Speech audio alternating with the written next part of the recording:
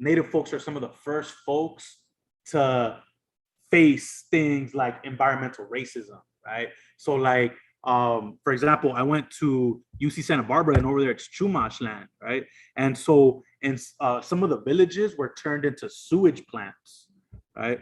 And so again, like Native folks are some of the first folks to face things like environmental racism, right? Not only that, but they're some of the first folks to face things like mass incarceration. So like some of the first jails in Los Angeles were built to basically jail Native folks. And and so before this was the United States, before it was Mexico, before this was Spain. Again, like I mentioned, village, Wanda is Pimukanga, right? Our neighbors, Pomona, it was once called Toibigna, right? Those of you from La Puente or Puente Hills, that village was called Awingna. In Los Angeles, you have Yangna, Long Beach, you have Pavungna. And so these villages were thriving. They're thriving civilizations, thriving cities, right? And those are the reasons why Americans took over. The Spanish and Mexican and Americans took these places over in the first place. Our mascot is the Mounties, right? But one of the things that the Mounties did, while this area was still, Spain or Mexico, the Mounties surveyed the land and they saw where all the natural resources are at. They saw where all the villages are at. They saw, where the Mexicans kept certain things, right? And where the natives had certain things, right? And they gave all that information to the U.S. Army. And so the Army knew exactly where everything was at. So they knew where to go when it was time to take over, right? So think about these things, right? And so natives were the first to face things that, like being pushed out. Like some of us call being pushed out of our neighborhoods gentrification, right? But they were literally pushed out of their village, taken from their villages, some of them as kids, right? And into the Spanish mission system, where they were stripped of their history and their culture and their language, right?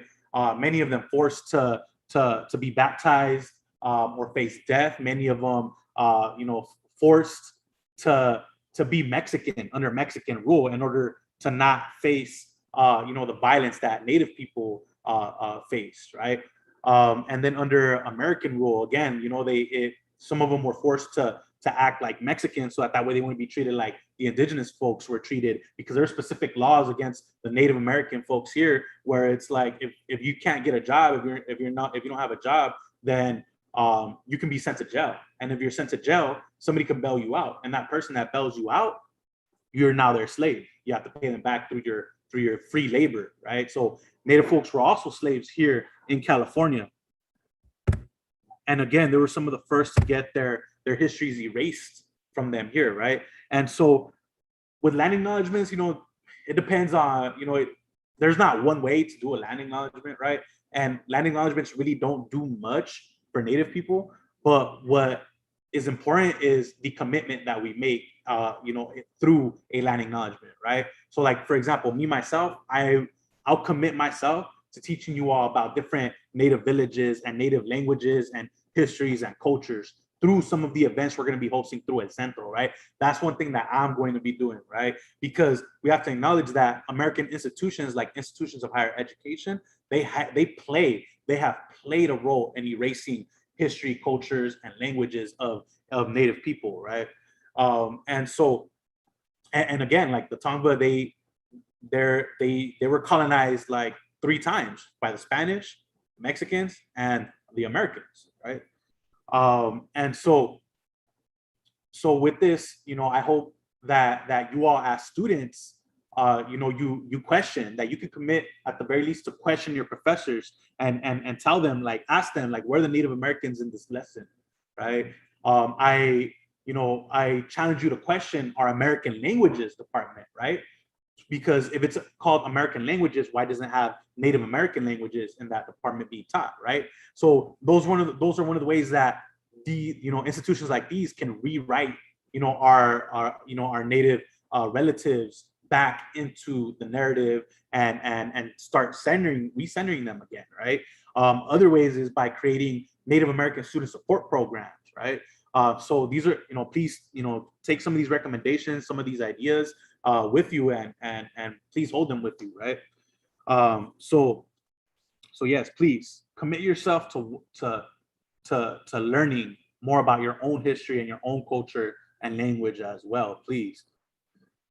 All right, so we're gonna go. Oh, but first off, before I move on, does anybody want to shout out here in person?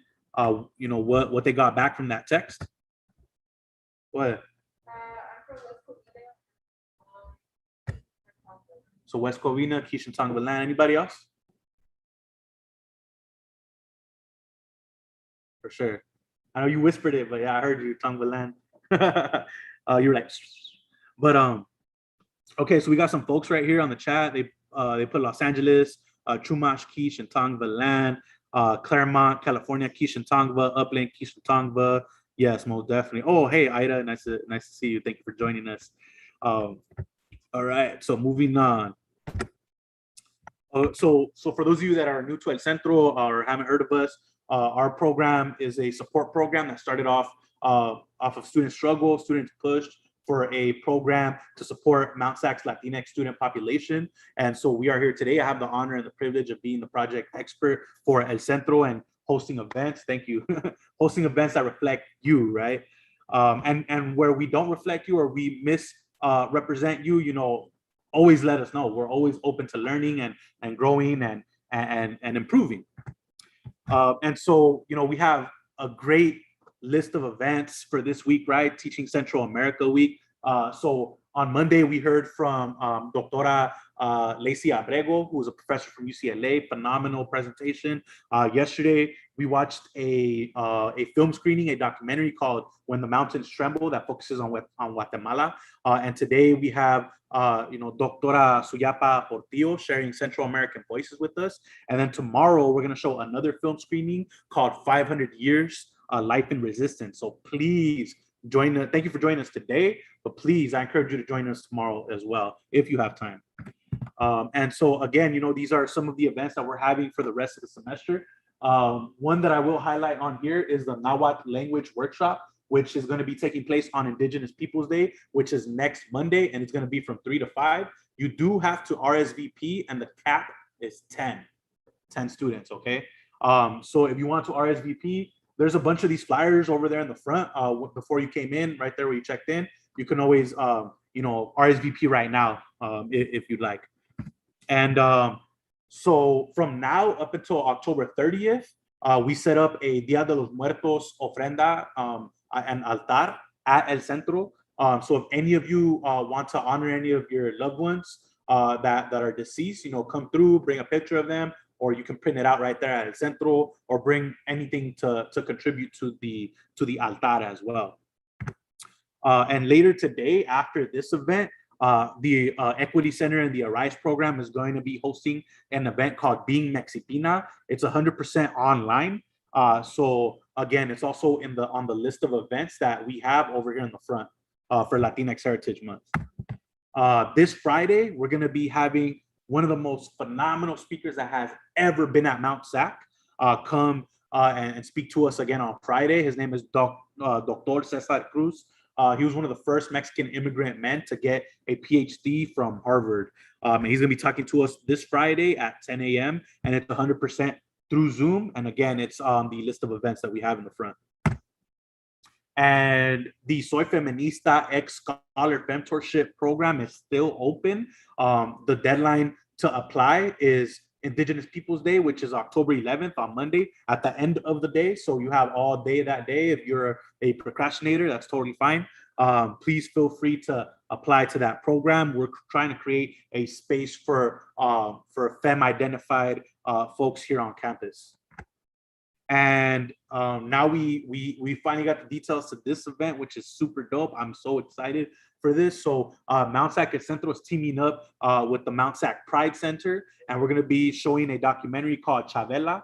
And again, this is all part of Latinx Heritage Month. And so we're, join us for an 1.5-hour documentary on the Mexican queer musician Chavela Vargas and a short debrief afterwards. And that's going to be Wednesday, October 13th at 3 p.m. And we're going to be doing it at El Centro. The cap is 10 students. So again, make sure you RSVP, and the details are in that same one flyer that we have with all of the Latinx Heritage Month events. And now the moment that we have all been waiting for.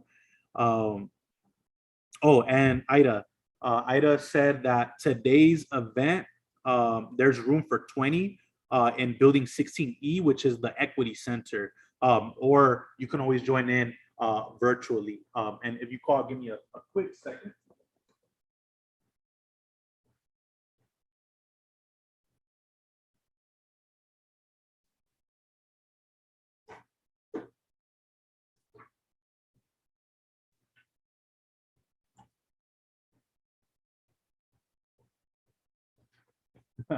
Sorry about that.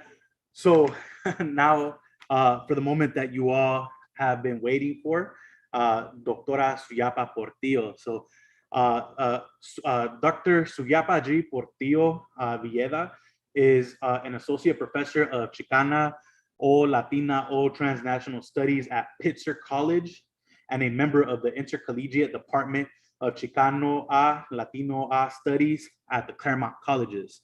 As a historian, her research and teaching priorities, among others, include Central American history, migration to the US, gender and labor in Central America, LGBTI Latina populations, and queer immigrations in the Americas, among other things. Her work focuses on the intersections between labor, gender, ethnicity, race, and other marginalized identities in workers' lives in Central America and in the US. Portillo Villeda is interested in documenting working class history and lives, their processes of labor and social movement organizing, challenging century-old stereotypes of the so-called banana republics in Central American region. Her book, Roots of Resistance, A Story of Gender, Race, and Labor on the North Coast of Honduras, focuses on the working class culture of resistance on the Honduran North Coast and the radical organizing that challenged US capital and foreign intervention at the onset of the Cold War, examining gender, race, and place. In 2009, after the US-backed coup d'etat that destroyed the fragile democracy in Honduras in 2009, Portillo Villeda worked tenaciously with organizations in Honduras and Latinx organizations in the US to denounce the coup and organize transnational response among the intellectual community, local immigrant organizations, and battled Hondurans, and particularly LGBTI communities on the ground, defending their civil and political rights. So if you all can please, on the chat, make sure you show some love, make sure you show some reactions, and here in person, if you could please give a warm round of applause to Doctora Suyapa Portillo. Wow, thank you for that introduction. Thank you all for having me today. And I really want to congratulate you, not just on this week, but all of the events that you're organizing sound magnificent and really more than many universities are doing right now. So I'm super impressed and excited, and I want to go see Chalela too. So congratulations on your work. Thank you for having me today. I'm going to play a PowerPoint, and it should play on its own until halfway. And then I'm going to stop it, and then we're going to talk a little bit about some of my thoughts on migration, and then involve the audience a little bit. So let's make sure this is working. I think this is desktop 2. We're having some trouble on my end for some reason. Okay. Can you see the PowerPoint, not the presentation?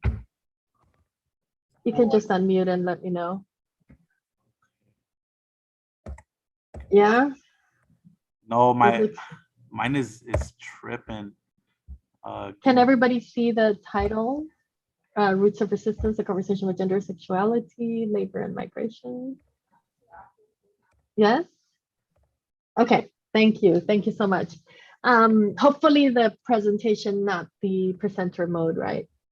Okay, so this should kind of play on its own for a little bit, and then it's going to stop, and hopefully I will be done with this portion, and then I'm going to turn over to more contemporary Honduras. So I'm glad to be here to talk about Roots of Resistance, the story of gender, race, and labor in the North Coast of Honduras.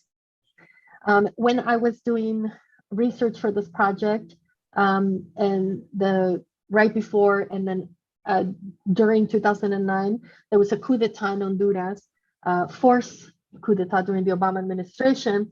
And a lot of the folks that I had interviewed for this project ended up being people that I connected with during the resistance movement. And so that's how I kind of come to become an activist, not just a scholar, right? But also critiquing, the regime that gets installed. And this is during the Obama administration.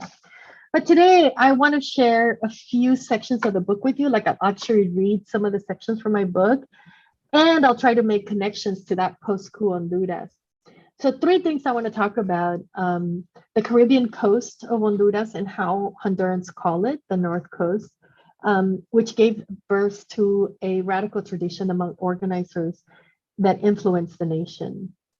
2, I want to talk about working class women and men who were critical to the organizing of the 1954 strike, which challenged the nation to, and built sort of a sort of a working class group of people called campeños and campeñas that resisted the United Fruit Company or sort of US enclave politics. And then I want to kind of conclude with that sneak peek to my next project, which is still studying the Cold War, but also within the perspective of gender and LGBTI communities. So Cold War is an important period for me, not just personally as a Central American, right? Deeply affected by the Cold War, myself and my family. But also we have unexplored that period in Central American history. In the 20th century, we tend to focus on the 1980s sometimes. And part of that has brought certain stereotypes about Central America, right, that we need to kind of get out of in teaching Central America. So I really appreciated that this sort of this event is called Teaching Central America. Roots of Resistance came to fruition in acute moments in Honduran history and for Hondurans. We were living the coup d'etat in 2009, plus 12 years of authoritarian governments, 2 hurricanes that devastated life in the banana camps and the entire Honduras, Hurricane Iota and Eta, corruption, murder, and disappearances of leaders, Black and Indigenous land and water defenders, a collapsed health care system due to corruption in 2015, and then again due to the pandemic caused by COVID-19 and exodus of migrants in 2018 and onward, detentions, death at the hands of ICE, and also in detention centers in Mexico and at the US-Mexico border. At the same time, however, the book emerged during the construction of a national resistance movement in response to the coup d'etat in 2009, so grand and large, just like the one formed in 1954 against the banana companies and ultimately US empire.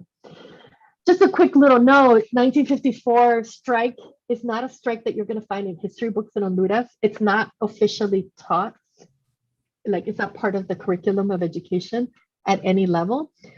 The people that I interviewed or the younger generations that I interviewed, they learned about it from other activists and other people in the community. So this is really striking, right? That it's not something, it's kind of the most profound event to happen in the 20th century. Before the coup happened in 2009 and the resistance to it. And it is sort of the event that I'm claiming in this book really kind of builds a radical tradition of organizing. And to this day, the North Coast or the Caribbean coast of Honduras is one of the most radical places in the country, meaning there's more bold organizing. That's where a lot of young people have become politicized. And that's where you see Afro and Indigenous communities coming together in protection of land and water resources, but also in protection of their own survival, language, etc., and culture, right? So I'm going to read a little bit from the book. Workers were eager to talk and share their stories, to remember with me.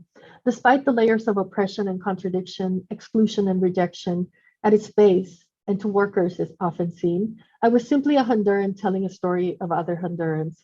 It is this essence that became all important to me and centered me as the coup encroached on all Honduran existence, and both horrors and the resistance continued. I saw the importance of my contribution as a Honduran telling a Honduran story, especially at the time when the United States, with a complicit Honduran elite, had ignored Honduran voices, subverted the will of the Honduran people, and promoted a false narrative of Honduran realities for over a decade. And so I embarked on what I thought was a traditional historical project looking at political parties and revolutionary actors, only to discover a far more incredible and profound resistance in the everyday life and existence of workers on the North Coast, both past and present. I also came to see that voicing of this history in itself offers a form of resistance, which I was and am excited to take part in. So it's not moving, huh? I'm gonna have to click it so you can see it, the PowerPoint. Can people see the next slide? No. Okay, there we go. I'm gonna have to do it manually, so it'll be quite slow. This is the region I'm talking about, the North Coast of Honduras, which is facing the Circum-Caribbean, right? North of this is Jamaica, Cuba, Hispaniola Island. So what I do in this book is I look at the individual, I look only at agricultural workers. So for books related to the United Company, we tend to focus, most of the focus has been sort of skilled workers. And one of the things that I found here is that a lot of these workers that I interviewed were considered unskilled, and they were finca workers, farm hands, in other words. And that there were these positions and these hierarchies that were formed.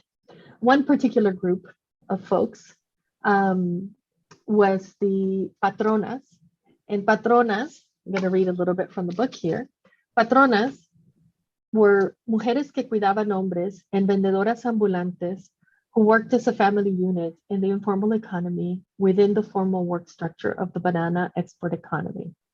Patronas held the status as heads of the family enterprise and managed the kitchen and labor roles within it. A well-functioning kitchen was crucial to the operation of the patrona's comedor. The comedor was usually located in the back or side of her barracón, next to an open-air kitchen. So a barracón is the way that workers or the company called worker housing.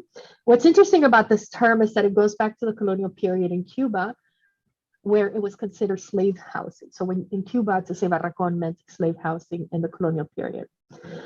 The patrona, for the most part, determined the menu each day. It was basic and repeated weekly, though depending on the availability of resources, she would sometimes serve special meals. She managed the cooking and controlled the flavoring with her own sazon, seasoning or flavor, which made her food identifiable to the workers. Both the patronas and the ayudantas were known among workers for their cooking, prices, and service, hired for tasks such as grinding corn for tortillas, toasting and grinding coffee, and serving during meal times. Mujeres que cuidaban hombres y vendedoras ambulantes. So the patronas, they were called patronas by the workers because they provided food, and so that meant respect, right? Because you would only call patron to someone you respected. But they were also known as mujeres que cuidaban hombres, women who took care of men, and they were also women who sold outside of the brothels and the bars, sold food, right? The work hours were long, and preparing meals was labor intensive. Patronas and ayudantas report getting up as early as 2 a.m. and as late as 4 a.m., 7 days a week, in order to make tortillas and to prepare food to serve all day. Olympia Figueroa, which is the slide you saw before, spent hours preparing breakfast in the morning. This is what she says. Imagine that one had to grind corn. Nowadays, who will grind corn up to 12 times and then grind again to make tortillas for lunch? I had to toast coffee beans. I would toast 6 pounds of coffee beans every week. 6 pounds I had to toast in that fire. Then I had to grind them in a grinder. What do you think? That was work. That is how we work. This quote is really important to me because she right away established herself as a worker in this company. But she was sort of an informal worker, right? And so, but she saw herself as a worker, and that was really important. And it was really important because when I first went to interview workers, I went to the union, right?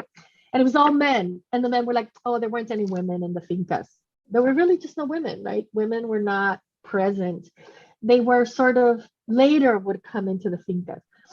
And so they saw women when they came into the empacadoras, right? The packing houses, but they didn't see them as workers within this informal economy that I'm talking about. The patrona typically served 5 to 30 men daily, but occasionally more, sometimes with little help. Finca workers were dependent on patronas for their daily sustenance. This arrangement virtually locked patronas and ayudantas, their helpers, in the kitchen so they could provide continuous service.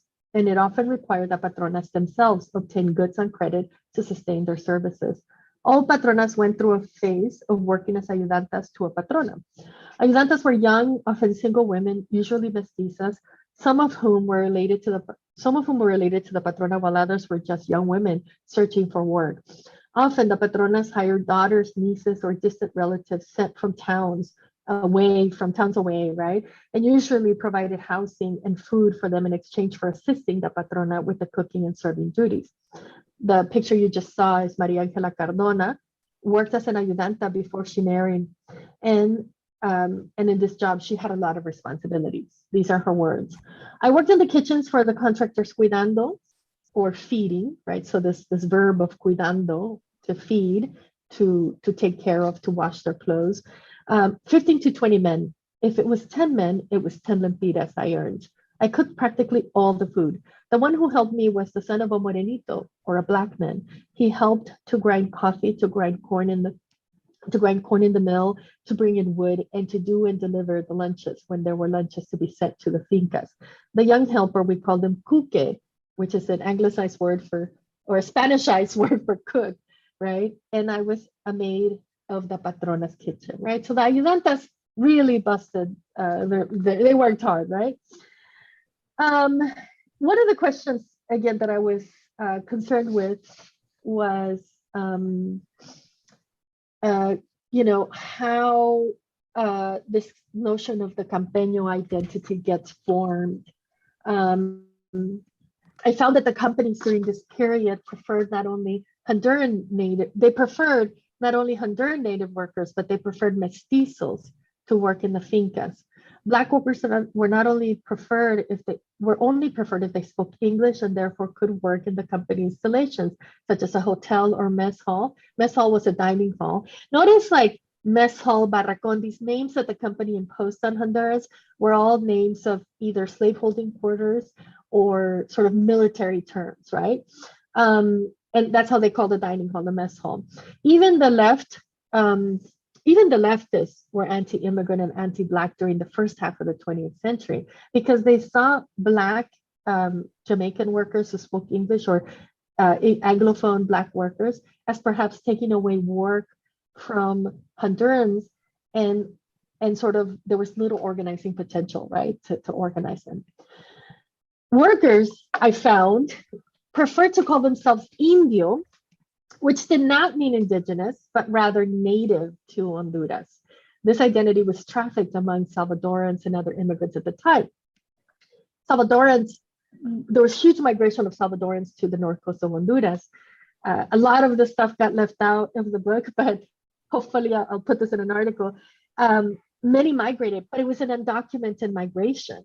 So there's very little records of it. So it's in my interviews that these issues came up, right, where Salvadorans were afraid to say they were Salvadorans because then they would be discriminated against getting a job, because the company preferred mestizos, but really preferred Indios, or people native to there, not indigenous people, just to be clear. So you could see, for example, the initial strike committee, which was formed by leftists, was formed by organizers of the region, members of the Partido Democrático Revolucionario Hondureño, the PDRH, recognized the need to also make demands for Black workers. So the organizers in the 40s, so this is in the 20s, the leftists were 1920s and 30s, they were not into Black workers. But then by the time the 1940s roll around and the PDRH is organized, you begin to see that they saw the injustices that Black workers were facing, right? And so they began to have demands. And so I'm going to read a little bit from Juan Canales, a leftist member of the PDRH in Puerto Cortes, and he explains it this way. So just having some awareness of what Black workers were facing. And he says, discrimination against Black workers in the ports was blatant, as witnessed by Juan Canales while working in Puerto Cortes, especially in the demeaning processes by which dock workers were forced to compete for jobs every day. Garifuna workers and Ingleses Jamaican workers, so called because they spoke English, were, were relegated to invite for limited work on the docks. Loading at the docks was irregular, temporary labor fluctuating with product demand and local labor needs. These workers, the stevedores, loaded banana stems and onto a chain contraption that would carry the stem onto ship. To get hired for the day, workers presented themselves at the gates of the shipyards ready to load bananas. A supervisor picked workers arbitrarily at first sight and gave them a ticket with a number on it to designate that they had been chosen. Workers showed up daily, especially when there was corte or cutting of fruit. For work, of course, only certain people were chosen. Others were turned away. Black workers were often turned away from work. Juan Batista Canales, when prompted to talk about this knowledge of Black workers, explains, sometimes workers would come back and say, they did not give me a ticket for work. They did not work. It was unfortunate. It was an unfortunate life. Facing being fired, certain kinds of discrimination, whether you're Black or mestizo. To work in the banana fincas, you needed padrinazgo, to know someone in there that could speak on your behalf if you did not have such connections to a benefactor, worker experience.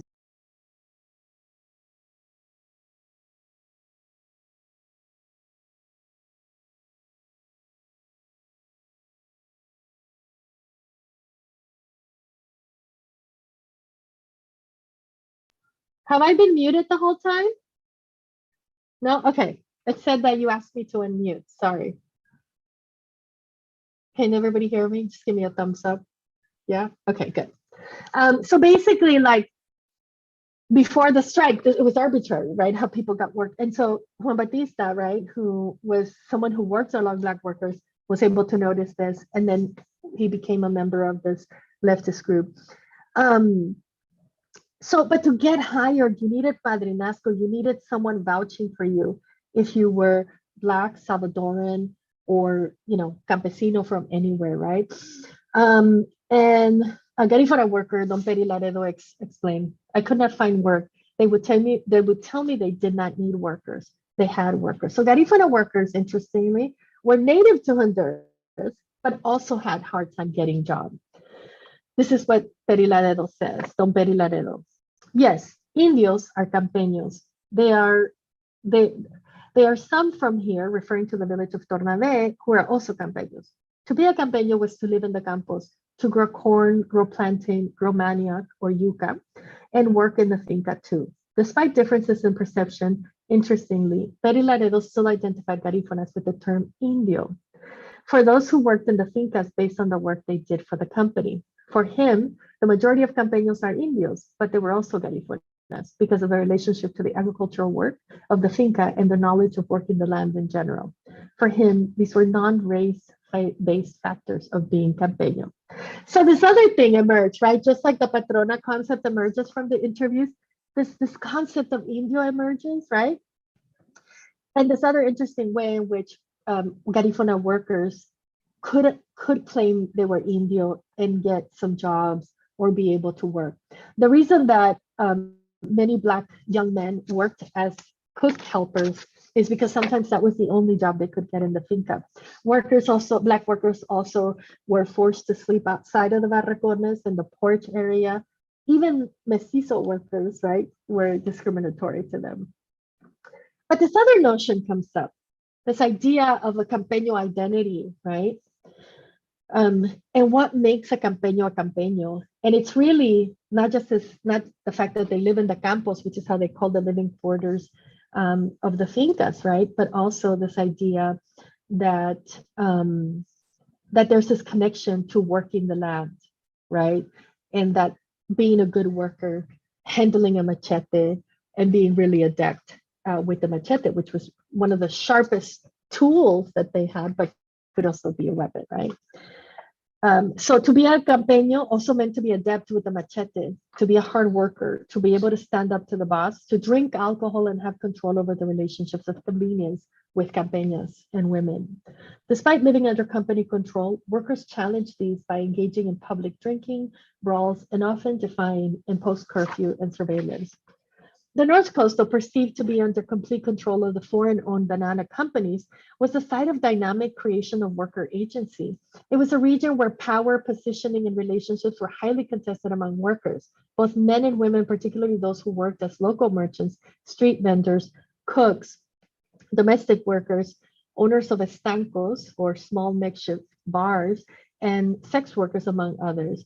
Prostitution, which became an important industry in the North Coast, companies town of La Lima, El Progreso, and Olanchito, was a significant factor in the lives and livelihoods of banana workers at the time. This was acknowledged by both workers and the company. The system of prostitution matched the culture of the North Coast, like the banana work itself. There was significant company and state control attempting to regulate the aspects of worker lives. There was no real effort by the company or the Honduran authorities to stop sex work. In fact, sex work is still legal in Honduras. Rather, they wanted to control and regulate the creation of brothels so that they can control workers. So it wasn't about controlling women, but it was about ensuring that workers would get back to work on Monday at 5 a.m. and that they would not be, right, so that they would have their fun and then sort of go to work. They controlled women's bodies to make sure that workers didn't get sick from STDs, right, at the time. So women were not part of the equation realistically, but so the one way that women retained agency was through exercising clandestine prostitution. And this is kind of one of the other gems of the book, I think, this conversation of clandestine, which is not new. And, many folks have talked about this in other parts of Latin America, but I think is cool for Central America during this period. I found documents for the year 1929, for example, that reveal how the practice of clandestine prostitution, as opposed to state-regulated prostitution, so not the brothels, but women sort of selling sex on one-on-one on their own, whether in the streets or privately, was exercised by women as means to resolve their economic hardships. Their activity defied the efforts to contain their work in brothels and allowed for a degree of self-determination in choosing when and how they worked. My intention is not to say that clandestine prostitution, the term by which it was known, was a better option for women. There is a reason to believe that women suffered under the system. Documents suggest that there was exploitative trafficking of women, where men brought women from their hometowns and pushed them into prostitution in the North Coast. This was the case of Victoria Ayala Llanes, whom I don't have a photo because I just found the document, a woman from Nacaome Valle in southern Honduras who arrived in La Ceiba with a man, Francisco Anariva. She worked as a prostitute clandestinely until she was captured and put in a brothel. Esther de Young, a migrant from Brazil, also suffered the same fate in La Ceiba. Both partnered women were forced into the work of prostitution clandestinely, according to Article 20 of the Venereal Prophylaxis Regulation from the Department of Sanitation, a woman was said to be a clandestina when she could not prove her good health through a certificate that stated she was free of venereal disease, especially syphilis and gonorrhea. So forcing the institutionalization of brothels. A woman who proved or certified her good health with the department would be allowed to register herself as a meretriz, or this is an old name for a prostitute, in the book of prostitutes, Libro de Meretrices, in the city sanitation department. I looked for this book and couldn't find it, but I'm still looking for it. So if a woman was perceived to be soliciting work on the streets and was found to be registered, she was immediately arrested and taken to the hospital of venereal women. If she was free of disease, she was sent to the nearest brothel. If she was ill, she was kept in the hospital until she healed, and then she was sent to the brothel. The only way out for a woman in this position was either to run away from the hospital or brothel, or to another town, or to have someone in her family, usually a parent, like a father, demand her return to the family. So you could see how young women did exercise clandestine prostitution, but were really fighting the institutionalization. A woman that was seen to be alone in the streets could potentially be labeled as a prostitute, right? Because you wouldn't just have women in the public sphere. This is what's so interesting about the patrona, because the patrona exists in the public sphere in the campos and in La Lima and the company towns, right? But young women, right, were seen as potential, right, objects for sex and selling sex. Between the 1920s and 1940s, the banana towns were cosmopolitan. And I'm sorry this thing has stuck, huh? My computer's been a little funky, but hopefully everybody got to see the really super nice images of these patronas.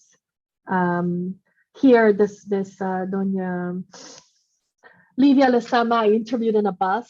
So that was a real adventure and really hard to transcribe.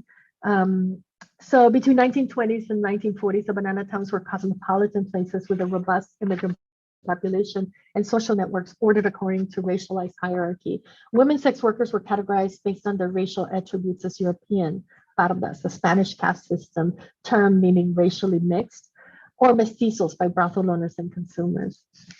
There's a lot more there, you know, and really, like, if we think about some of the literature and music that comes out of that period, it's really an interesting moment where, and this is an interesting moment in time where the company, the United Fruit Company, which is now known as Chiquita Brands, or Standard Fruit Company, which is now known as Dole Fruit. So if you had a banana this morning, you know, you probably had a banana that came from one of these regions in Guatemala or Honduras or Costa Rica. Now there's production in Mexico, Ecuador, and Colombia, obviously, the original sort of place where the United Fruit Company really invested. This is kind of what a barracón looked like for a family. There's barracones that for single workers, and that created a lot of tension in workers. So I wanted to kind of transition a little bit to talk about what people in the movement now think of the strike. Remember, the strike is not something that's taught in any textbook, right?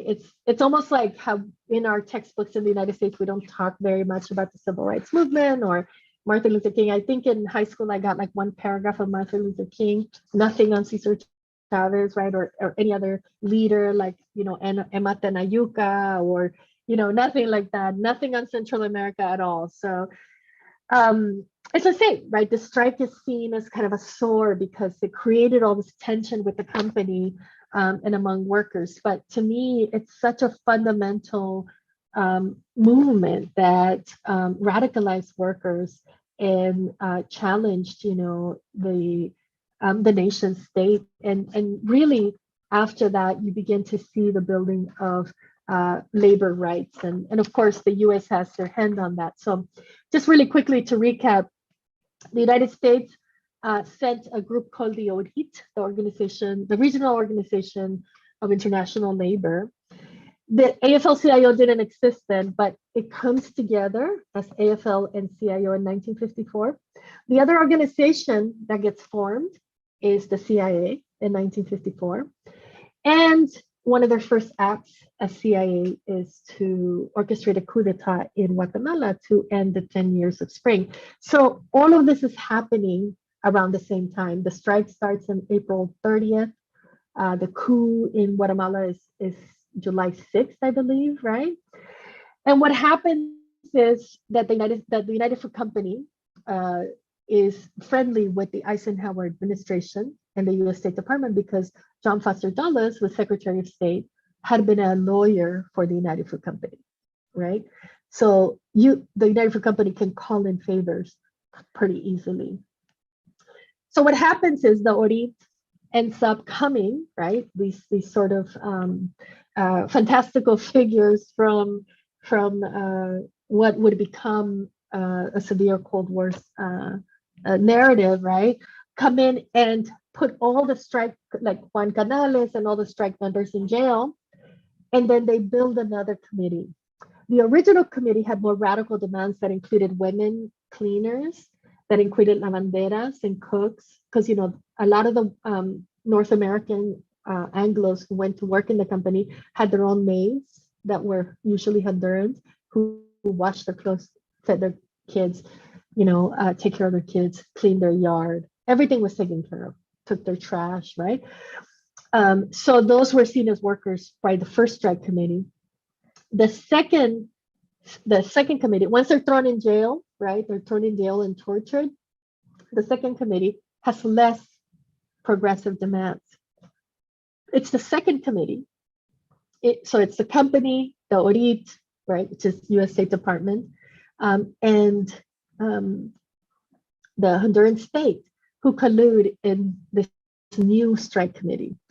I know there should be a movie about this. It's very dramatic. And when I was talking to people, like there was such passion, And so we have these different narratives of the strike because, again, right, it's not taught anywhere. So depending on the organizer or the committed teacher who taught it to you, you would learn it a certain way. So I talked to movement leaders, and I'll read a little bit of what I have there for the last chapter. A critical link between the strike and youth movement is the so-called Generación de los 80. So the 1980s generation, those folks that were part of the national liberation struggles, were actually the ones that kind of resuscitate the strike in the organizing world, right?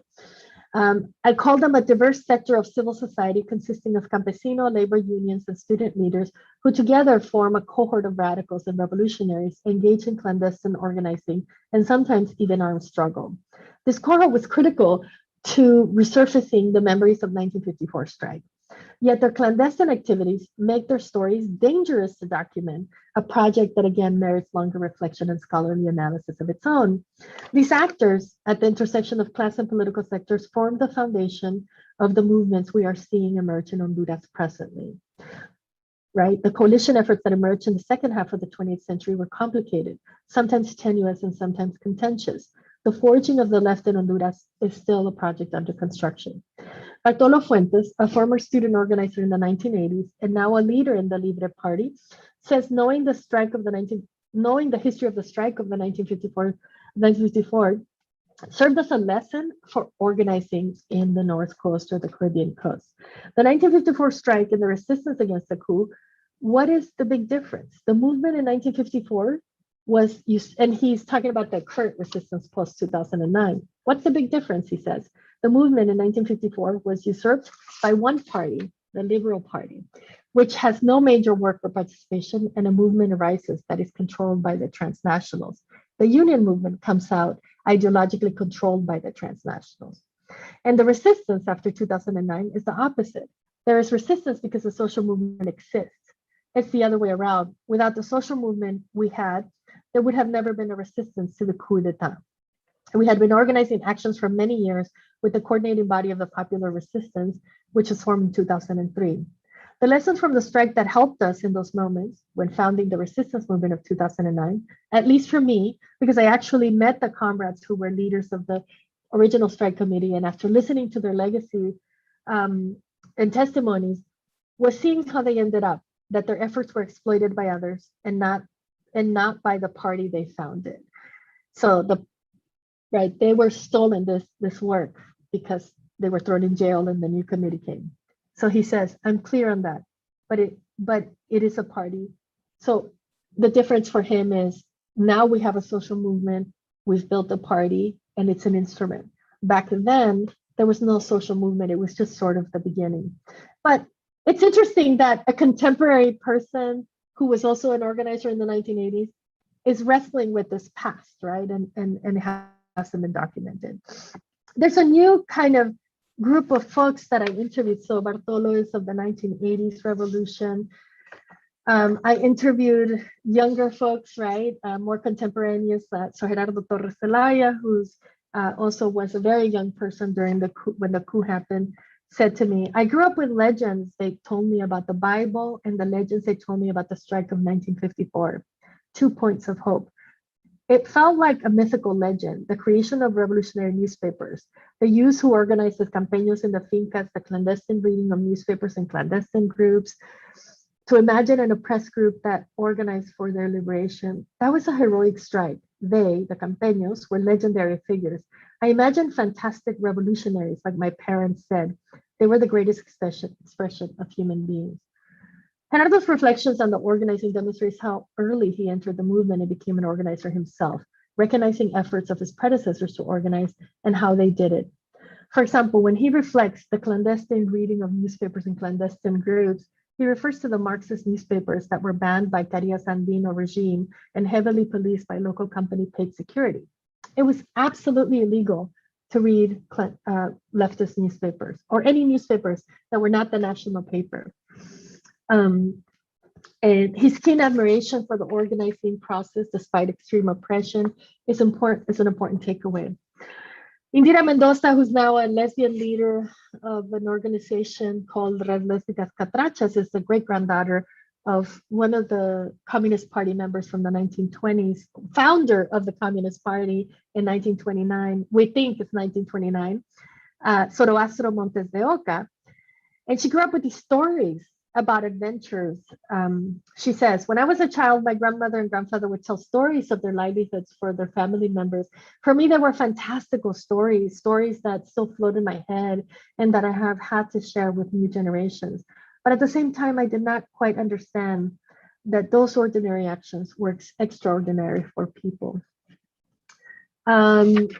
Leti Elvir Lasso, who's a very well-known Honduran poet, she published an anthology of poetry about women during the coup and the resistance to the coup. She was from the North Coast, but went to high school in Tegucigalpa, the capital. And she says, while school curricula lacked a history of the strike, committed teachers and older students passed on lessons and brief historical anecdotes, little bits, she says, who were sort of teachers who just wanted to share the story. I got to know the plans for study around 16 or 17 years old, she said, because she was studying to be a teacher. I was about to graduate as a teacher of primary education, and we had to elaborate plans for teaching classes. But I do not remember these topics. I do not remember exactly, but I do remember learning about it in text in the university, where some professors taught the strike. The only thing is that it was little bits, a quick study, as fast as the bird passes, about the strike. We read the novel Prisión Verde, Green Prison, by Ramona Maya Amador. The novel taught us more, and maybe there was a little paragraph about the strike in high school. It was not until she co-founded the Movimiento Estudiantil Progresista, MEP, in her school that the strike was studied historically and ideologically. For example, in the MEP, we had trainings where the students would come together and study the history of Honduras. Teachers would also participate in this program. We did in the student movement in high school and universities. And so then that was a deeper study of sort of the losses there. There's so much more I want to share, but I know in the interest of time, I just want to say there's no one book can be the last word on the strike, the coup, or Honduras. Of course, right? This book is merely sort of a conversation starter meant to unearth the interstices of race, gender, and ethnicity from the bottom up. To close, I return to the question that has been my preoccupation for the last decade. Can Hondurans tell their own story on their own terms, unencumbered by empire? I believe, and this project has taught me, that the answer is yes. Roots of Resistance provides an understanding of the ways in which US foreign policy, US capital, and US embassy policies and actions were deployed on the everyday Honduran citizen, and shows that US company-led surveillance and persecution did not stifle an exuberant labor movement, which would influence Honduran's social movement years to come. Again, the book explores sort of US foreign policy and the everyday agricultural worker, cooks, sex workers, and everyday informal worker in the labor camps during the emergence of the Cold War in the region. It speaks to the everyday worker, men and women's roles in the nation. And so that's kind of where the book is. And I'm glad that the slides ended here because I want to turn my attention to more contemporary Honduras by telling you a story of how I became involved in the LGBTI movement in Honduras. So in 2006, I went to do exploratory research in 2004, and then in 2006, and hold on one second, I want to check my time. So Fabian, I want to make sure I'm not going over. Feel free to text me or chat me. So when I get there in 2006, I'm there for a whole year through a fellowship, and I'm trying to dig and trying to figure out how I'm going to tell these stories. And in the process, I would take the bus. I took the bus with everybody, as you saw. I interviewed Doña Lidia in the bus, and I had to. Hondurans get up super early, like 5 in the morning, and then by 6 o'clock, everything's kind of winding down. So in this process of taking the bus, I ended up meeting two trans women, young trans women, who boarded the bus. And I asked them, is there an LGBT group here? And they told me about Comunidad Gay San Pedrana. And when I showed up there, they introduced me to this group called Mujer Sin Límite, which doesn't exist anymore. Mujer Sin Límite was a group of lesbians that was emerging. And it was actually organized by a woman who I've written about this recently, and I've changed their names just to protect their identities because some of them are undocumented immigrants in the U.S. and in Spain. I'm going to call her David. So David started this organization after living in the United States as an immigrant and participating in sort of Pride and participating in LGBT organizations here in Los Angeles. She started the group because she felt like she was an avid reader and she felt that they needed to be feminists. And she didn't call them feminists, but she wanted women to have a place to be. And she had already experienced that here in the United States. So that's how Mujer Sin Límite was born a few months before I showed up in Honduras. And this is the first march where they came out as El Movimiento Lésbico San Pedrano. There was no money for anything. As you can see, some of the women are wearing antifaces or like, looks like they're going out for Halloween.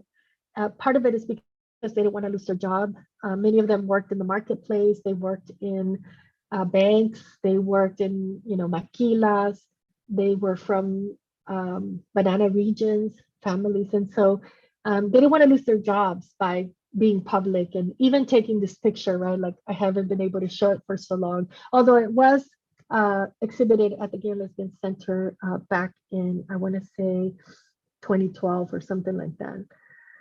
And so this banner, which was words that they chose in a committee meeting, is a product of cross-border solidarity. So we connected with groups in Florida and California and produced this banner, which was really important to kind of declare there's a lesbian movement here. Meanwhile, in Tegucigalpa in 2004, there was another group being born called the Red Lésbicas Catrachas, and I'll show you some slides a little later. And Catrachas' interest was really so while this group was looking to farm visibility and community, Catrachas' interest at the time was to challenge religious fundamentalism in the newspapers. Because if you read a newspaper in 2004, 2006, it was like reading, obscenities about LGBT people, right? Their gender identity wasn't respected, their bodies would be shown in gory details, and it was sort of sensationalist yellow journalism, right? So, and so the Pride March was critical because this is where the march ends in the statue of Francisco Morazan, who's the liberator, right? Our Bolivar in Central America. And, it was sort of this way of saying, we are members of the nation to we exist here. So the march went from the commercial part of San Pedro Sula. And what does this have to do with bananas? San Pedro Sula was an important industrial city where a lot of banana operations happened. So for example, the Banco Atlántida, which is founded by banana companies, right, existed there. And even in La Lima, Cortés, which is now its own town, belonged to San Pedro Sula since up until 1982. So San Pedro Sula was sort of considered a banana district, right? La Rivera Hernandez used to be plantations. And a lot of the places where now you see maquilas, those used to be banana plantations, right? So San Pedro Sula is definitely one of the biggest banana towns of them all, but it becomes the capitalist sort of city in Honduras, right? So you start the march in sort of the industrial sector and then turn up to Parque Central, where a lot of trans women do sex work or used to do sex work, and then move up. The organizations formed themselves for two reasons. One, because there was harassment from of the community, for example, trans women doing sex work. So trans women being sort of the ones that are out there, kind of taking the most violence, and watching the injustices, right, to clean the park, to move people out. And two, they form for the prevention of HIV/AIDS, and all the money's pumped into prevention. As you see here, post coup d'etat, the politics of these flags is very different, because the flag with Che Guevara and the red and white, the red and black, symbolizes the resistance movement of the formed against the coup, right? And sort of the pride flag there, and then the statue of Morazan. I thought it was really interesting and shows a shift between the 2006 movement, which sought visibilization or sought sort of these modest demands, right? To just sort of taking it by the hand and saying, we are Hondurans too, and we oppose this regime. So actually, that shouldn't say 2006, that should say 2009. And the other thing that a lot of times, if you're the woman in red there, Doña Candida Garay, I interviewed her. She was one of the patronas that I interviewed. And then I met her daughter, Rosa, on the left here, who's a migrant to Spain and now back in Honduras. I interviewed them separately. Or I didn't interview Rosa, but I met Rosa in the organization. Met them separately, but they didn't know I knew that she was a lesbian, right? So I should be more careful with this slide, actually. And part of the reason why I get nervous when things are posted online is because then we can't have these discussions. And then I'm just move this. So the 2009 coup really politicized young people, many of them college age, but junior high school kids. So the leaders of today were in junior high school during the coup. Honduras is a very different place than when I was there in 2004, 2006. Of course, I've been going back since then. So I can say, for example, the feminist movement, the anti-abortion movement, the LGBT movement have sort of exploded, right, in this very interesting way through the internet and social media. I like to show these images because it shows how violent the coup d'etat was for Hondurans, right? This was armed military armament. People were killed. There were over 4,000 violations, right, against people, civil and human rights violations. People died in protest. To the left is a newspaper article picture of young people who were protesting outside the Brazilian embassy when Manuel, and if people don't know what the coup was, in 2009, Manuel Zelaya Rosales, who was the president democratically elected back in 2006 when I was there, and he was taken by force from his house and exiled in Costa Rica, and a new president was sworn in. This was a cahoots between the U.S. State Department, now we know this clearly, and the Honduran Liberal Party and the Nationalist Party, because they fear that Manuel Zelaya Rosales was becoming something like Hugo Chavez or Fidel Castro. And the reason he awoke so much suspicion is because he, for example, raised the minimum wage for national industries. He sat down with social movements to kind of listen to what their demands were. In fact, in June 28th, 2009, there was supposed to be a plebiscite. It was like a vote to say whether Hondurans wanted to change the constitution in November of 2009. The idea was to get input from the community. And the reason it was called la Consulta Popular was because social movements changed the name, and he kind of engaged with them. It was supposed to call, I forget the official name of it, La Cuarta Urna was the official name, but the Consulta Popular became sort of like how social movements managed it. And he went along with it. And the idea was, could he change, right, the constitution? Our constitution in Honduras was written in 1980s during Reagan. It's ironclad. It's very hard to change. But not apparently if you're right wing, because I'll talk about that in a minute, right?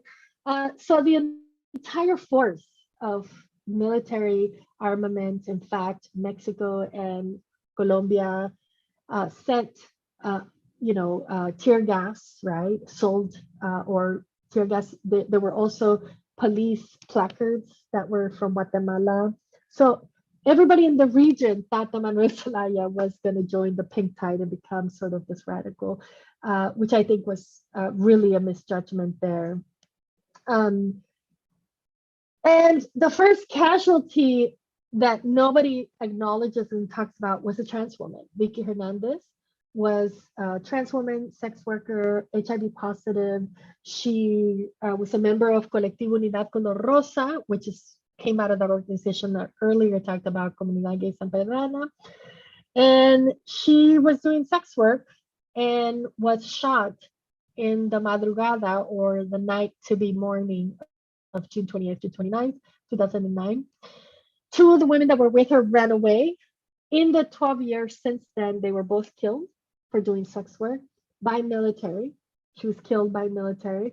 And the case was never investigated. I want to say in this thing until La Red Lesbica Catracha submitted this case to the Inter-American Court, I don't know, like 10 years ago. And then the court gets studied and taken out also by the RFK Human Rights Center.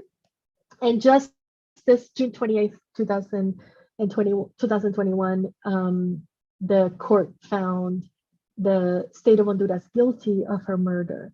This is the first case, the first murder during the coup, right, during a curfew during the coup. So in curfew time, you can't go out. It's only the military, or I don't even think the press was allowed to go out during this period. Let's keep it here for a minute. And, she basically, Vicky Hernandez goes out to do sex work. Only military were in the street.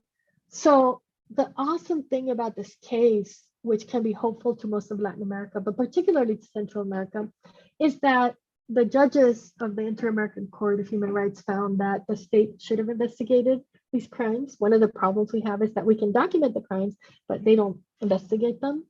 Two, the state, they sat on it. They never investigated, as most trans women, right? They're seen as crimes of passion and not important.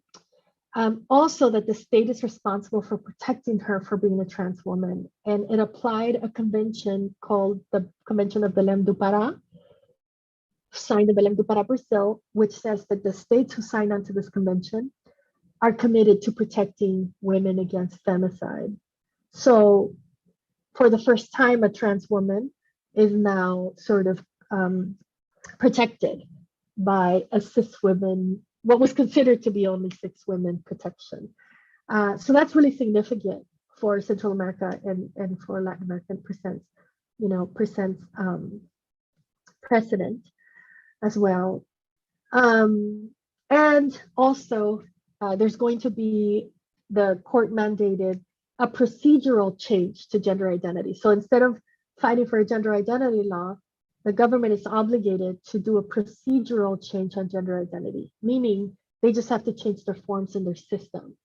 It doesn't have to go to Congress, right? Because it's never going to pass. I mean, during a dictatorial right-wing government, it's never going to pass. So there's other really good nuggets about this case. I invite you to look it up. In just Google Vicky Hernandez, and you'll get a lot of information about it through the court filings, but also press that has been done. The other thing that was really important is my collaboration with Red Lesbica Catrachas, because, for instance, we would get these images of women who were out, trans women, but when people were not out, we just get their first name. And so we would do, every time, I was one of the co-founders of the May Day Trans Queer Contingent, and so we would march for immigrant rights, but we would also bring these sort of crosses to document the deaths of trans women, right, and kind of kept it up in the press as much as we can. This is Pride in 2000, and so that's in LA. Now we go back to Honduras. This is Pride in 2018. And I wanted to get a picture of this guy here. This is a military police. And the military police was reenacted. So during the peace accords, 1996, Esquipulas Dos, one of the the things that the countries agreed to was to get rid of their military police, especially in Honduras and other countries. And so that had been eradicated. But to control all this violence, the U.S. Embassy suggested the recreation of this. Of course, now they say they did it and they don't want to take credit for it. But when Juan Orlando Hernandez wins through fraudulent elections, he reenacts in 2014 the military police. So they're walking around in the malls. I mean, it's quite striking, right? Like, I remember growing up in Honduras in the 1980s and watching our men board the bus and checking all our, checkpoints and retenes. So that's very clear to me in my mind as a child. But to go back to Honduras and see this was very, very alarming to many of us. And so two of my colleagues here, Ramon Valladares and Billy, kind of stood there so I could take the photo of the military police, because this is pride, and many of the folks here are trans or gender nonconforming, and it's the military police and the police who perpetrate all the violence against them, but yet they're supposed to feel safe during the protest or during a desfile, right? Like a celebration of pride with them around. So these are the contradictions facing folks in Honduras. And when we think about sort of the history of US Empire, again, this was it's not documented anywhere, right? This is sort of movement knowledge that the US Embassy suggested the creation of military police. And we see how problematic that is and how they've been engaged in a lot of violence. And if you all have been reading about queer migrants from Honduras, this is one of the things they will say, right? The police and the military police are the ones who are committing all these crimes. So continues to be an issue. I don't know how much time I have, Fabian, but I wanted to just ask the audience what they, and talk a little bit about sort of gender and violence, right? Because you're hearing a lot of different things about Central America, but Honduras specifically. I wanted to show that there's a history of movement and social movement and organizing, but that there's also been a strong presence of US Empire in many, many ways, through capital, through sort of military, right? Through influence through the US Embassy. And then I don't know if anybody can unmute, or anybody in the audience, if you're still there.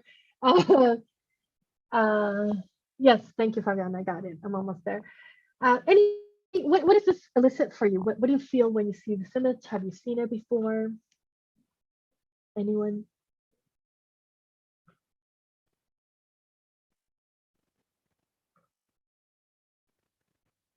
Anyone? Oh, hopefully you feel anger and rage at this child, right? Note that her face is definitely angry. Thank you, Cristal. Anyone else? Frustration. Thank you. Sadness. Yes, total sadness, right? Sorry, let me go back. I think my Zoom is okay. Sadness for the child, totally. Sorry about that. My Zoom is acting up too. My computer has a mind of its own. Well, I happened to be in Honduras when this happened, and these are the images of the newspaper in Honduras. The Washington Post hired a Honduran crew to go interview the father, who had not, oh, okay. People can unmute themselves, right? Or you can type. Okay. Anyway, so they interview the father. There's a whole video the Washington Post did, and we don't have time to watch it now, but you can, I don't know if it's still up there. And the father hasn't been a part of the child's life. If you see these images, the child's significantly young. The child seems bigger now. And the mother brought the child, and the father didn't know because they were divorced and they lived separate lives and they lived in separate cities. But again, how interesting, right, that the press goes to interview the father and not the mother or the family of the mother. This is the actual image from which that was taken. What's striking to me is that the reason the child is crying is because she had to put the baby down to be searched by this female officer, CBP officer, and the baby cried because she was scared, right? I myself am a child migrant, and my mother and I were caught at the US-Mexico border And, you know, it's the most scariest experience I've ever had in my life because, you know, you get all these, what they call them perreras, these white trucks here. They're like these white perreras, right? They're coming and there's lights flash, like flash lights, like stadium lighting flashing on you, and it's cold, and you know, so you're scared. So I could totally see why a child would be scared. I was 9 years old at the time, but this is a baby, right? In all of these images, you see that her face is not covered, you know, and that her rights as a child are not respected. Also, why erase the mother or the CVP officer, right? This picture speaks greatly of sort of US sort of roles in Central America, right? One, women, there's over 700 women are killed in Honduras a year, and their cases are never investigated. So it's not just trans women, it's all women. There haven't been any, until since 1957, when women won the right to vote, until the 1990s, there was no public policy on women's rights or anything like that. So it's a crime to erase a woman who's already facing, right, extinction in Honduras. I'm just showing you, these are kind of old maps, and I'm not like an expert, like I'm not a social scientist, so I don't know how to do this. So if it looks funky, I apologize. So this is a map from 2014, and I have to get a new one, I know. The black dots show you where women are being killed in Honduras. Cisgender women are killed, like the greatest numbers, right, are the very dark black dots. This is an image from Mother Jones that shows where people are coming from, right? And if you put these two images together, if you transpose or overlay these two, you see that where women are coming from is the most impacted violence against women. Women and little girls, because oftentimes 12-year-olds are disappeared and dismembered and raped, right? And I want to say that although there's a lot of discussion about gangs and gangs this and gangs that, there's also just random violence from men, period. Women are seen as an object that is owned by a man. Um, and what happens is that in authoritarian governments, when there is no development of gender rights or public policy that kind of promotes women and gender rights, you have that sort of backward thinking, right? And when you look at where women are coming from, right, while this is a kind of a radical place for organizing, it also happens to be a place, and where sort of capital moves and radical organizing moves, it also happens to be a place where women and trans women are killed the most. So there's something here that I kind of am working to analyze, right? Obviously with more data than this, and sort of through interviews and looking at the development of public policies during the Cold War period. My analysis is that the Cold War period and sort of these ironclad constitutions developed during, Reagan and his predecessors, kind of stifle gender and LGBT progressive and development of rights and inclusion, right? So there's more to come on that. I wanted to just say that, for example, in January of 2021, the Congress voted against abortion and reproductive rights for women, and also banned gay marriage. This was already illegal in Honduras, but they took the extra step of changing the constitution, which is interesting because that's what the right-wingers and the coup plotters accused Zelaya of, wanting to change the constitution. And now you see that they've done it. To change this, they would need a 75% vote from Congress. Now that's impossible. Not even in the United States can we get 75%. I mean, look what's happening right now in Washington, right? The only time you can get 75% of the vote of Congress in any Congress would have to be during an impeachment trial, for instance, in the United States. So it's nearly impossible to achieve this. So this is sort of one of those ironclad things I'm talking about that really is reminiscent of Cold War period.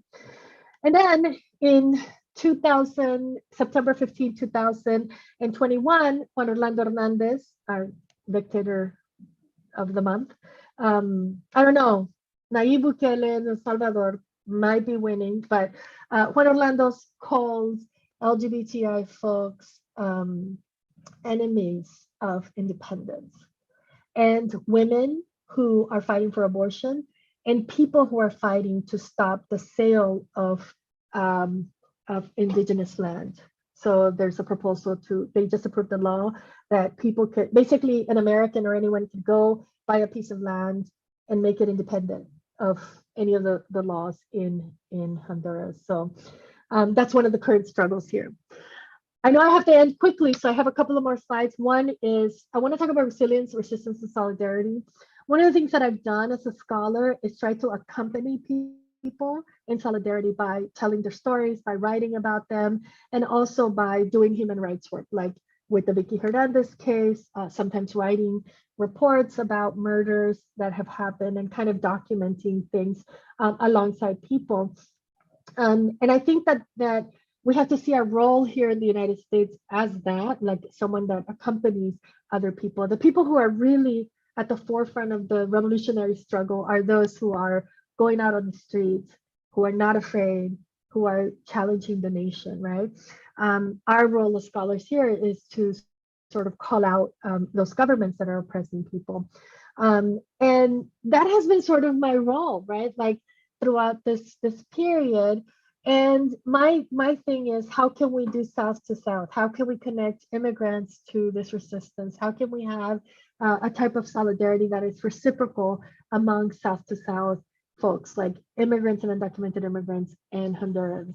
I think that brings us hope, and really the people who have led in this example is, for example, the organization, the Black Fraternal Organization, or the Garifuna organization, led by Miriam Miranda in Vallecito, Colon, who just opened a shelter for all LGBTI people and anybody who's displaced by violence, right? So that they don't have to migrate. Vallecito, Colon is a land that was taken back from capitalist Miguel Facuse.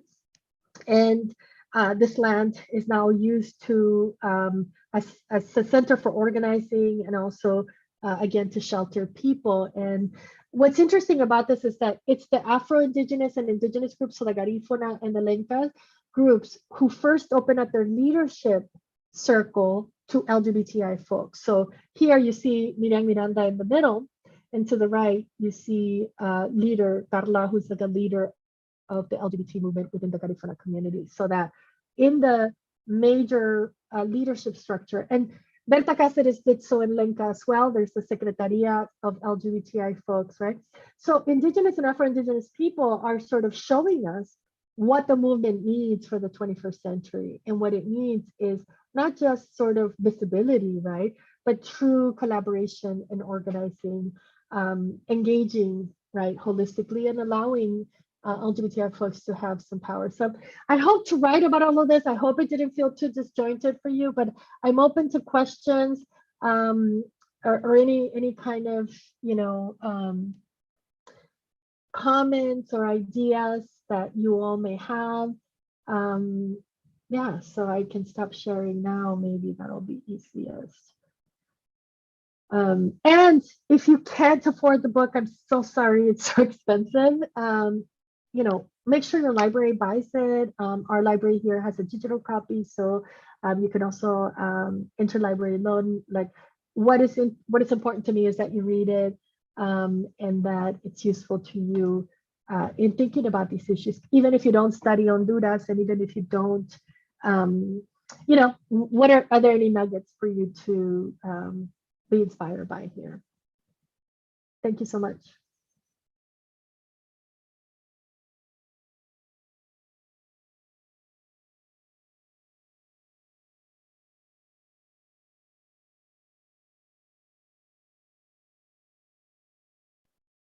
Hi.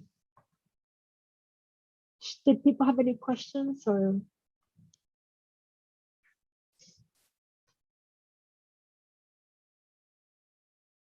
Oh, the promo code doesn't work. Let me see.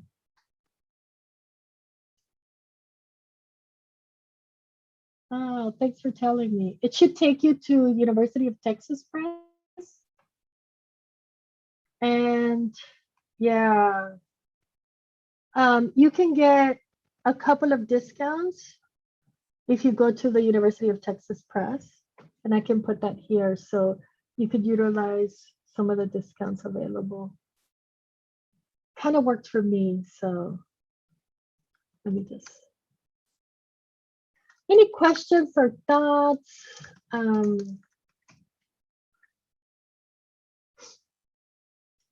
Did I go over? Fabian, are you there? Did I go over? Can you hear me? Yeah, I can hear you now. Oh, okay. Oh, good. Okay, no, sorry. It's because I don't know like what's happening on my end right here, but it's just like so out of whack. So like I can't see like the participants, like I can't like see like I can't unmute anybody. I don't know if I don't know when I'm muted or unmuted or anything like that, but I'm glad you can hear me now. So I don't know if people are commenting in the chat or anything like that. But thank you so much, Dr. Portillo. You know, I really appreciate your presentation.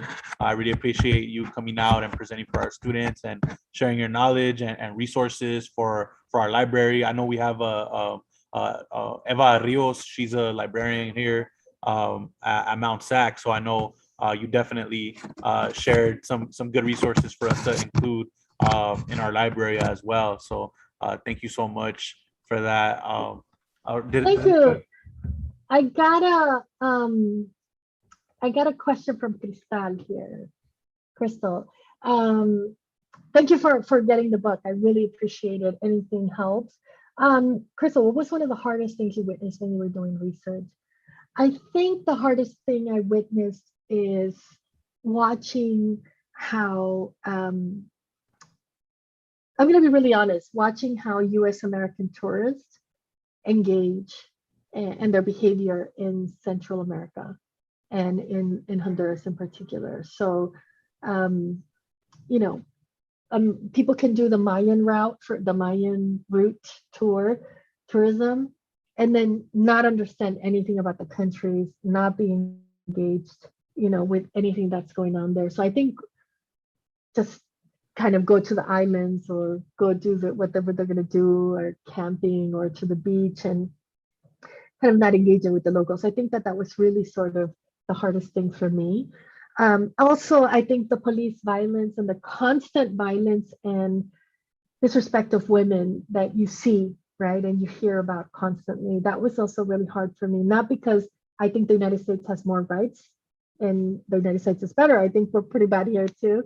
But because, you know, there's such an injustice, right? And you know, young women tend to not finish school. They tend to get pregnant earlier, like, you know, 12, 13-year-old.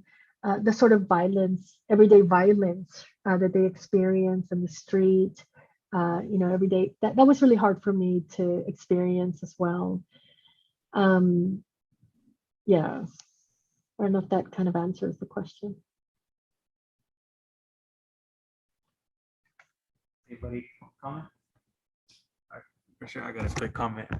Thank you, Gustavo, for your comments. I really appreciate it. Do you want me to say it? Yes, please say it. I can't see. Okay.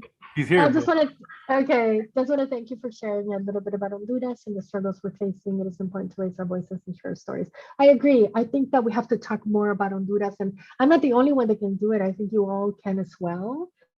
You know, share your stories, write a blog, write about your story of coming to this country and what you live there. And again, we have to be very, like, if you see the story I just told, right? Like, I'm not Vice.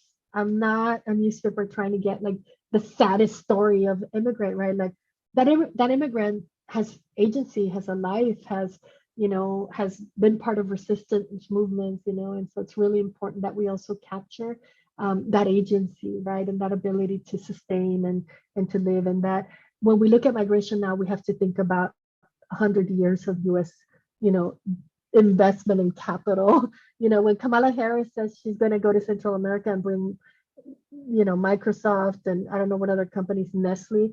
I mean, that's alarming to me, right? Because it's this culture of extraction. You know, it's not about development in the country. It's not about generating more education and jobs is about extraction. And that's been the relationship with the United States for many, many years. Over 100 years, I would say, almost 200 years. So that's why we had to tell these alternate stories and this different way of looking at things. So thanks for your comment, Gustavo. What can we do? Action solutions. Oh, yes, this is so intense. So one thing you can do, let me put some links here, is see what campaigns are being like, and I can talk about Red Lesbica Catrachas, but amplifying their messages, seeing how you can, volunteer. Red Lesbica Catrachas documents basically murders of women, trans women. They have a bunch of websites. Other thing you can do about it is write about it. They have this archive that is meant, and it's online and it's free and it's for you to look at and use it for your papers and your research. They want you to do that. There's also the Centro de Derechos de la Mujer, which is in Honduras. There's a bunch in Central America, but and let's see, is this it? I'll post the link. So they always have something going on that needs to be amplified. For example, the issue of young women kind of experiencing violence at the hands of men. So amplifying those messages, seeing what campaigns are available.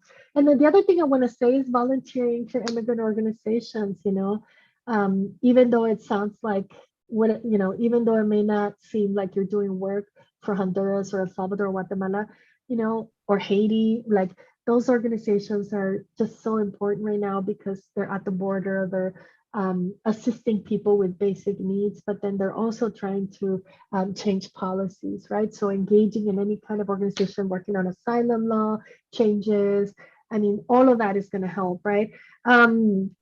The other thing I want to say, especially with Haitian immigrants, is being able to support mutual aid campaigns, donating to Baji or Haitian Bridge Alliance. So some of my students are going to be doing an op-ed campaign to get the word out. So there's many ways to participate depending on what you do best. If you're a writer, write an op-ed. If you're great at social media, amplify the messages of these organizations. If you're, a social influencer, how can you promote more knowledge about Honduras? Because we know so much about other countries and sometimes we never hear about Honduras. So those are two groups to start with. I would say those are kinds of things you want to do. Again, awareness about disappearances is key, telling the stories, again, linking up to campaigns, transnational campaigns that may come up is also key. And lastly, sending money down, right? After Hurricane Iota and Hurricane Eta, like people didn't have homes. Their homes collapsed completely. So, making sure we send money to those who are in need is key.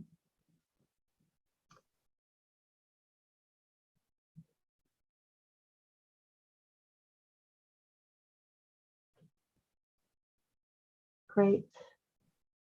Gabriel Diaz, what kind of bird is that? Is that a bird or what is it?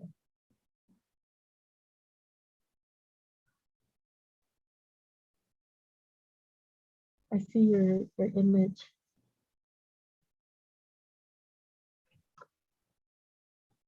Thank you so much. Go ahead. I have a quick comment. So I just think it's just interesting, right? Going through Central America Week and just hearing the different things that have happened throughout Central America throughout the years, throughout the decades, right? And a lot of these things influence migration into the US, right? And I think a big piece that is missing, like for example, when I don't know if you're aware, but like at the Fairplex here in Pomona, they have migrant children, right? Yes. From different areas in Central America, right? And when that happened, when that was announced, there was a lot of politicians and nonprofit organizations. Yes, who didn't do anything about it. Yeah, I agree. Hilda Solis justified it. They put out statements. Yeah. They put out statements, and they were saying like, oh, it's our duty to help and this and that. We have to come together. It's a humanitarian crisis. but they failed to acknowledge the US's role in destabilizing these countries, right? Exactly. Um, and then one last thing, you know, you have Pitbull, Mr. Worldwide, saying that, we don't like it here, we go If back you don't like it to here, you go back. where we came from, right? But I mean, again, it's missing this whole context of U.S. intervention, all throughout Central Well, America, it makes right? sense because he's Cuban, right? It makes sense because he's Cuban, and now we know he's right wing Cuban because you know because obviously he's happy with having asylum here or being here as an artist, and it's not it's reprehensible really that he said this, and it's reprehensible that our politicians were they basically are housing children at the Pomona Fairplex. This is where the fair happens and animals are showcased, right? So it brings me back to the idea of the barracón in Honduras and in Cuba, right? Slave quarters and sort of these insalubrious places to host kids. So I'm definitely very disappointed in the immigrant rights movement for not standing up for these children and to create better situations for them.